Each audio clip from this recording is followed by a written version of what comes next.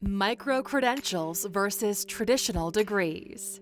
Hello, Alexers, welcome back. While you're on the path to earning your first billion, one thing you'll want to be thinking about is having the right qualifications that will get you there. And like so many other things today, the world of qualifications is constantly changing. Welcome to alux.com, the place where future billionaires come to get inspired. If you're not subscribed yet, you're missing out. Once upon a time, for anyone about to embark on a successful career, the route was simple. They'd go to a prestigious university, earn themselves a degree, then use it to get a high-paying job, and they were set for life. Nowadays, the picture isn't quite as straightforward, but as we'll see, this is good news, and what's disrupting it is the phenomenon that goes by many names, but opens up all kinds of opportunities. They're sometimes known as nano degrees, digital badges, alternative credentials, or MOOCs, but we'll refer to them generally by the term micro-credentials. To put it simply, these are bite-sized chunks of education that are narrower in focus than a university degree, but if you can choose the right one, they can give you the skills and the certificate that will help you bag the job you're looking for, or they could make the difference to put your own business on the road to success. In today's video, we'll be answering a few questions about micro-credentials, like which sectors are they most common in? How useful are they? What's the time and cost involved? And finally, are they really going to replace university degrees? But even before we answer any of these, for a bit of perspective, the first question we're looking at is, why are micro-credentials taking off? Alexers, the first reason for this comes down to money. That's right, one of the biggest factors driving this trend is the skyrocketing cost of university degrees. Let's take a look at a few figures. In the USA, the price of getting a university education has risen by 24% over the past decade, and since 1989, it's doubled. And these figures are after we factor in inflation. So what kind of prices are we looking at? Including living expenses, American students are likely to pay around $100,000 over the course of a 4-year university degree. And what if you want to go to a prestigious university like MIT or Harvard? Well, it's going to set you back something closer to $75,000 a year, or $250,000 for a 4-year course, which could also buy you a Ferrari or a house in a lot of places. And these prices have shot up 8 times faster than the average salary. No wonder student loans are the biggest source of debt for Americans after mortgages. And student debt is on the rise in many other countries too, like the UK, where it's estimated that many students will never be able to repay their debts. So let's compare that to the cost of micro-credentials. Of course, they vary in cost as well as in how seriously employers will take them. There are those you can get for as little as $10 or a few cups of coffee, or in some cases, even for free. But let's be honest, these employers aren't likely to be impressed by these ones. But let's take a look at the computer programming nano degrees provided by Udacity. These cost a base rate of $400. Admittedly, that's quite a lot of cups of coffee. But importantly, these ones could actually put your resume to the top of the pile. And compared with the cost of a university degree, there's no denying they're a bargain. And for people wanting to upgrade their skills, this can only be good news. Micro-credentials remove a huge barrier to upgrading your skills and your employability, which explains why they're taking off in advanced countries as well as developing countries, where there's a growing demand for qualified workers but large financial barriers for studying at a university. So that's good news for people wanting to take courses, but what about for companies? Well, that's good news for them too, and the reason for that is the growing skills gap. Simply put, this means a lot of people are graduating from universities with what looks like a good degree. Then they get a job and the company that employed them finds they don't really have the skills that are needed, even though their degrees indicate they do. In fact, one survey showed that 96% of chief academic officers from universities stated they believed they were successfully preparing students for the workplace. But when business leaders were asked the same question, only 11% agreed. All of which points to the fact super expensive universities aren't giving students the skills they need, and this explains why many companies are getting in on the micro-credentials boom by creating their own courses, which are available to the public, and which they can put on their resumes. Examples are IBM's badge programs, Microsoft degrees, and Google's courses in Android programming. Now, micro-credentials definitely aren't limited to the tech field. More on that later. But it does have to be said that tech companies are leading the way with micro-credentials. And there's a very good reason for this, which is the fast pace in the change of technology. So let's say you studied computer programming at a university. In your studies, you learned how to program Windows, and it actually prepared you well for your job.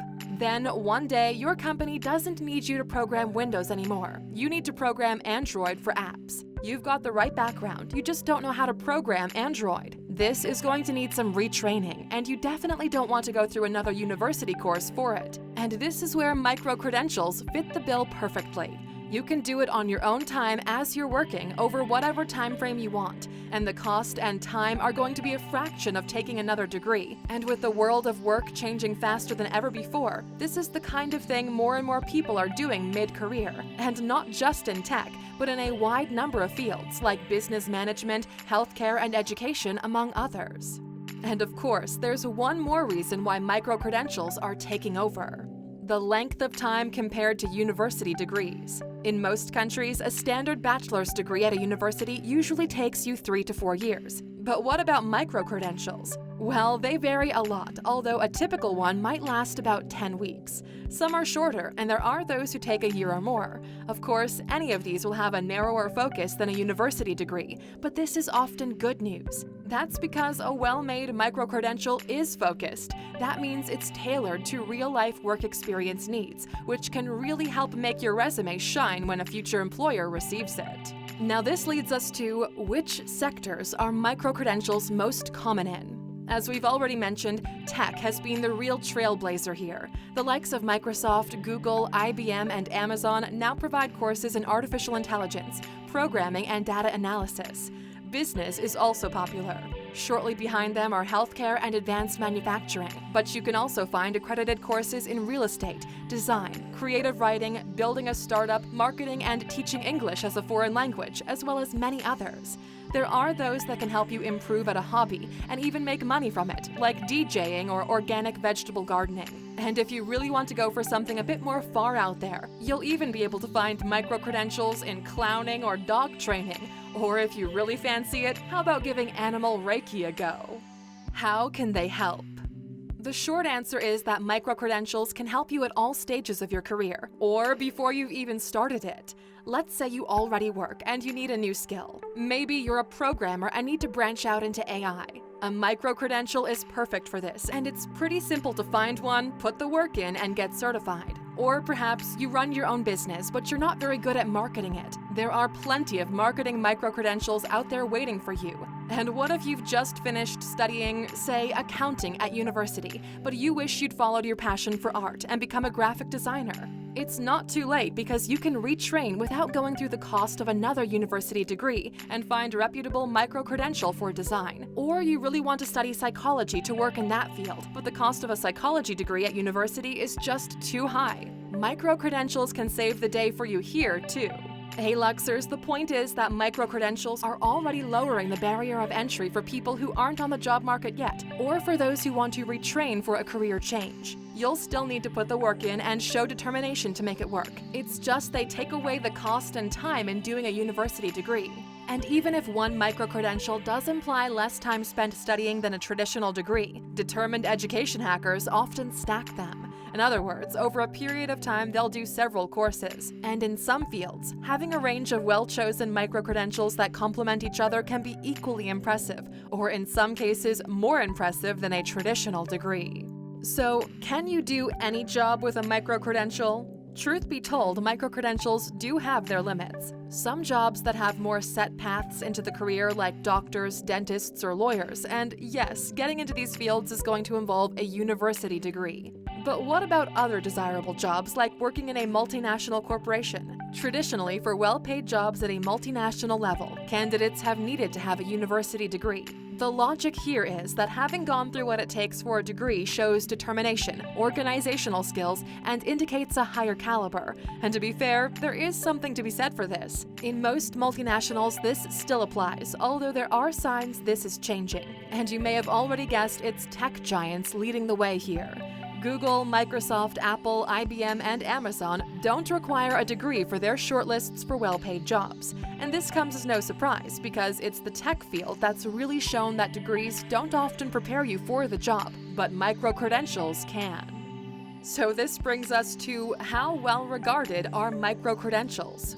If you're aiming to take a micro-credential to put on your resume, this is where you need to be careful, because there's a lot of variation in how much weight they'll carry. There are those which are done in partnership with corporations or universities, which really can give your career a boost. And then there are others that might have words like degree or master's, but don't be fooled, they won't necessarily bag you a dream job. Let's take two online providers with similar names but different levels of accreditation: Udacity and Udemy. Udacity has partnered with Google. Through them, you can take courses in IT which have been written by industry leaders, including former CEOs. They'll usually cost $400 and will take several weeks. They'll give you mentoring and you'll do the project work to get the final certificate. The similarly named Udemy offers courses in a much wider range of subjects like business, health, fitness, marketing, and design. Their courses often cost around $10 and can be done in a day or two. Course writers aren't closely vetted, which means that in theory they could be written by anybody. And while they do provide certificates, to get them you generally just need to watch the videos and answer a few multiple choice questions. You don't need to be a recruitment expert to work out that Udacity courses are going to be better respected than Udemy ones. Don't get us wrong, we're not criticizing Udemy courses. Some of them can be a great starting point for a new field of work or getting a better hobby. All we're saying is that just because a course has a certificate doesn't mean employers are necessarily going to take it seriously. And of course, do your research before selecting a course. So finally, let's answer the big question. Are micro-credentials going to replace traditional degrees? Well, for the time being, it's unlikely they're going to replace them across the board. But in some sectors, like tech, they could. And there are signs this is starting to happen already. In other areas, though, they're more likely to be complementary. And if your goal is to become a doctor or a lawyer, for the time being, you won't be able to skip the university study part. But thanks to micro-credentials, all kinds of opportunities are opening up for people who can't afford a university degree, or just don't want to commit to one. Question. Before we wrap this up for today, we'd love to know, Alexers, do you think it's possible that in a decade from now, degrees like medicine and law will be done by micro-credentials too? Or is that something that will never happen? Let us know your thoughts in the comments. And of course, for sticking with us until the end, what time does that make it? It's time for your bonus, of course, one which shows you what you can do with your micro-credentials. In 2011, American business graduate Scott Young was having second thoughts about his choice of course he had just completed, and he decided what he really wanted was a computer science degree instead. So what did he do? Did he go back to university for another degree? Of course he didn't. Instead, he created his own syllabus based on an MIT one and enrolled for a series of online courses that had exactly the same content. And he covered everything in the MIT course, including exams and coding projects. He completed the course in a quarter of the time, just 1 year, at 1/100th of the cost, only $2,000, which was mostly spent on course books. Admittedly, he didn't get a certificate at the end, and he did it partly to see if it could actually be done and to prove that the certificates somebody has, or doesn't have, don't always show what they're worth. Alexers, we hope that Scott's story and this video encourage you to use micro-credentials on your own path to success. Thank you for spending some time with us, Alexers. Make sure to like and subscribe so you never miss another video. We also handpicked these videos, which we recommend you watch next. You can talk to us on all social medias or ask a question on our website, alux.com. Thank you for being an Alexer, and we'll see you back tomorrow.